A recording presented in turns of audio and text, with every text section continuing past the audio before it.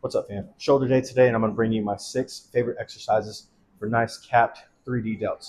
So let's get it. All right, guys. So bring you on my 6 favorite exercises today, and number 1 is the machine rear delt fly. So it's been years since I've started shoulder day with a different exercise than this. For me, it feels like I get a lot of benefits, kind of like posterior warm up, shoulder warm up.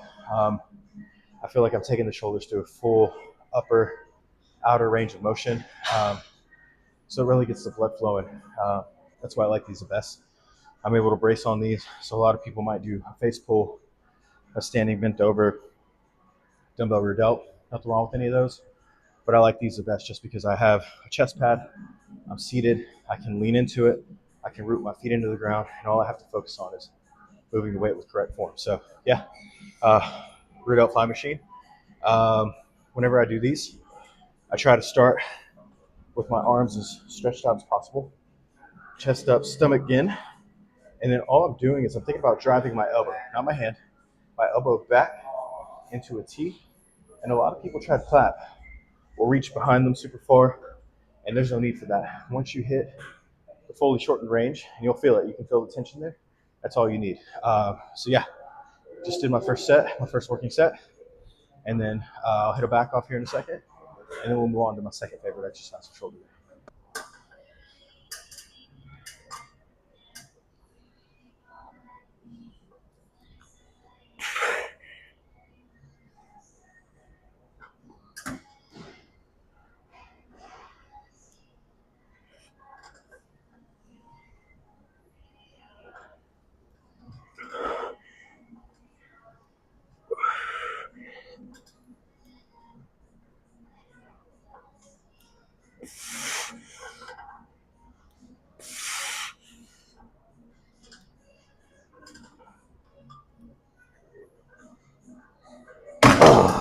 Okay, second favorite exercise for shoulder day.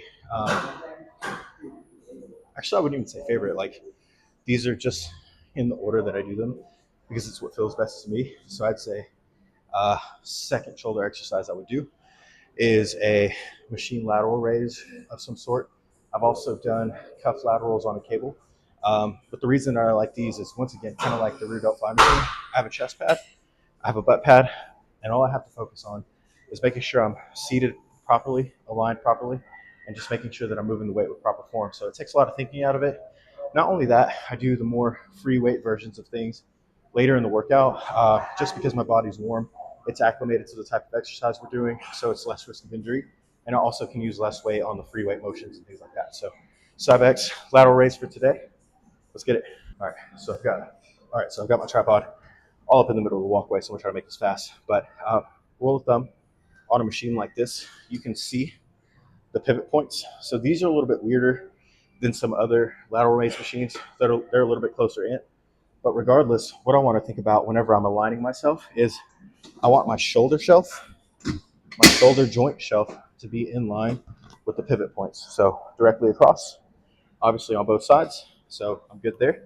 Chest into the pad, but I don't want to crunch into it. I don't necessarily like hunching over into shoulder exercises. I like keeping my spine pretty neutral. So no arch back, no crunch in, just a neutral spine. And then what we'll do, same thing here, just like I mentioned with the rear delts, we don't want to lead with the hands.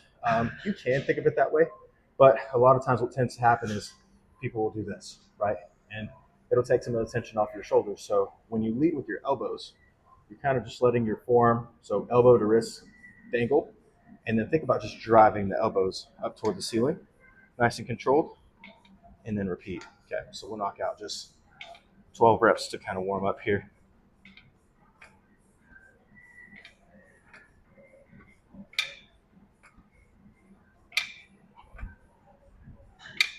I've been using the pre-core one lately, but I think I might switch to this one. I like it a lot better. All right.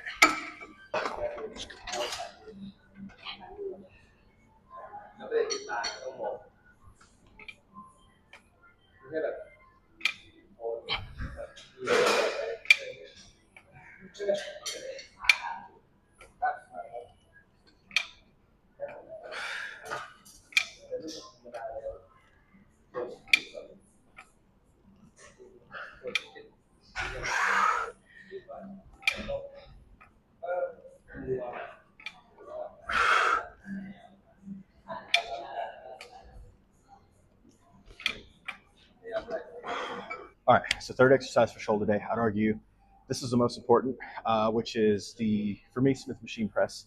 Once again, I just think in terms of what can I do to brace myself to just focus on pushing the weight that I need to push. And a Smith machine is a perfect example for that. It's a great machine to use. Once again, I have a back pad, a seat, I have the floor to push against, and then I don't have to worry about stabilizing the weight because it's on two bearings. So all I need to focus on is keeping my form pushing up and down. So very simple. What we'll do here, get a little bit more warm up, work through a few rounds of plates. I think I should be able to do a little bit more than 2 1/4 today. But quick breakdown of this. Smith machines have 4 rings. Here's 2, 4. And what I do is I typically take my thumb, put it on the first set of rings to measure where my hands need to go, and then I wrap my thumb. But then once I unrack the weight, I unwrap it. So I do suicide grip, which is just putting my thumb over the top of the bar. But what I like to do is whenever I come down with the weight, I like to make sure that my wrist and elbow joint are stacked. So straight up and down with the wrist and elbow joint. That just keeps me the safest. I don't have to worry about my arms falling out to the side. I don't have to come too far in and start working triceps. I want to focus on nothing but the shoulders. So again, measure, take the hand over the top, unrack. Elbow joint looks nice and stacked with the wrist, drive straight up. And so what I like to do with these, I like the bar to come down perfectly, really close to my chin. So typically if my beard is a little bit longer, I know because it'll brush it a little bit, right? Get a grooming and a weight training session all at once. But yeah, we'll knock out 8 reps here just for warm up, and then we'll work up and weight, hit the working set.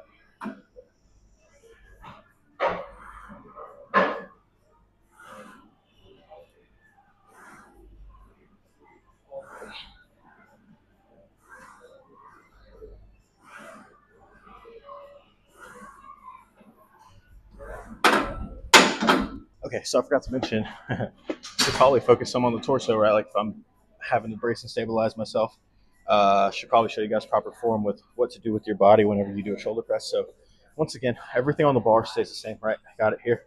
What I want to do is shoulder blades down and back. I lift my chest up just a little bit, but I try not to arch because like most people would say, I've got this bench back a little bit. It just makes it easier for me to retract my shoulders. I'm able to keep the press in my delts whenever I'm pushing, but a lot of people will tend to use their chest in order to get the weight up. And what you want to really focus on is your spine doesn't necessarily have to be neutral, but you want to be as close to it as possible. But also just think about keeping the elbows a little bit more tucked in and driving up and down through your delt as opposed to your chest. So the better you get at training and the better you get with being aware of how your body moves, the easier that becomes. So initially, you might have a hard time feeling it in your delts whenever you have a 75-degree angle as opposed to a 90-degree angle on your bench. But over time, practice makes perfect, and quality makes quality. That makes sense, but whatever. Okay.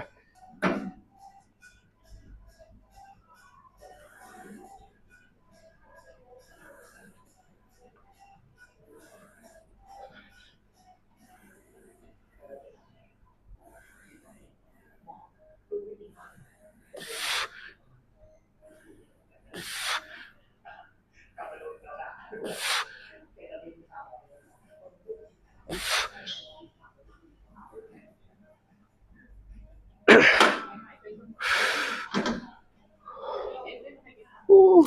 All right, exercise 4, standing dumbbell lateral raises. So I put these a little bit further back in the workout. I know sometimes people like to do them first or second. I put them further back because the weight is going to be in my hand. So it's going to be at its furthest point away from my shoulder, which means a little bit more torque. It's going to feel a little bit heavier.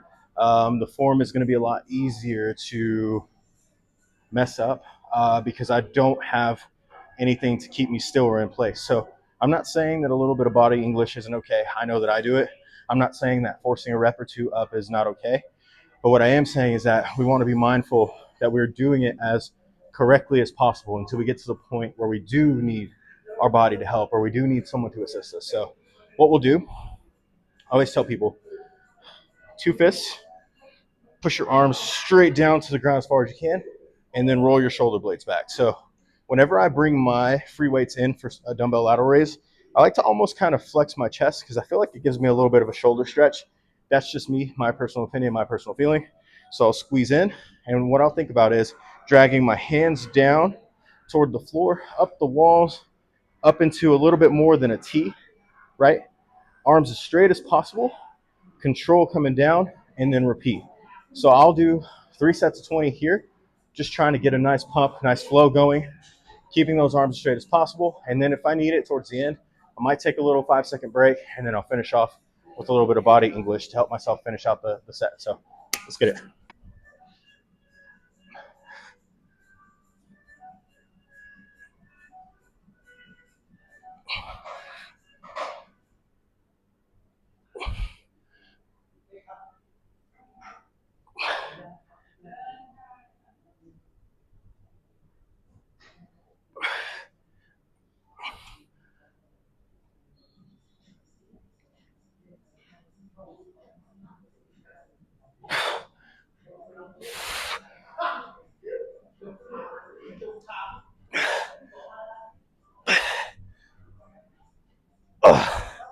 Oh my God. It was never getting any easier.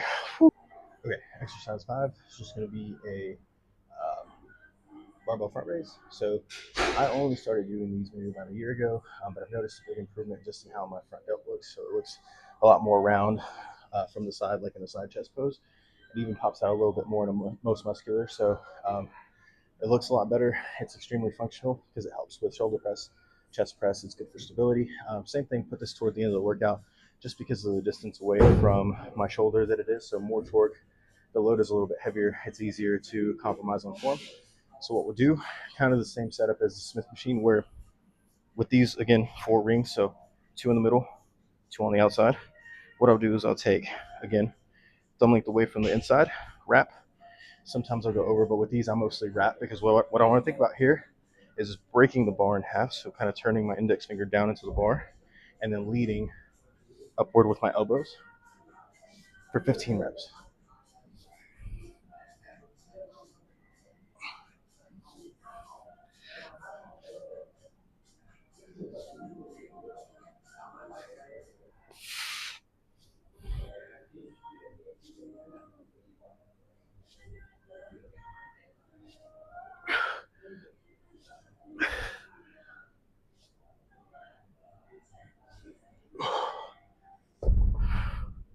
All right, exercise 6 is a single arm rear delt cable fly. So typically in a different gym, there might be like a dual stack cable station where I could do both arms at the same time. That's my preference. But since I don't have that here, what I'm going to do is a single side. So basically, we're taking all the same principles that we use on the pec fly, the rear delt fly machine, on the first exercise, translating it here to a cable and one arm at a time. So there's no pad, no seat, but I am able to brace. Obviously, I'm standing on the ground, stable, but I'm also able to use this post as a way to keep myself from spinning in and out of the movement, right? Got the hips. But what we want to do, so I set the cable to where the pulley is shoulder height. So if I reach straight across, grab, boom, shoulder height. And all I'm thinking here is dragging my arm across the front to the back into a T, and then I repeat. So the beauty about this is I can get a little bit more of a stretch in my rear delt through the back here because it's a little bit across my center line or past my center line. Yeah, but we're just going to do 20 here. Switch arms, and that'll be the 6 exercises for bigger shoulders. So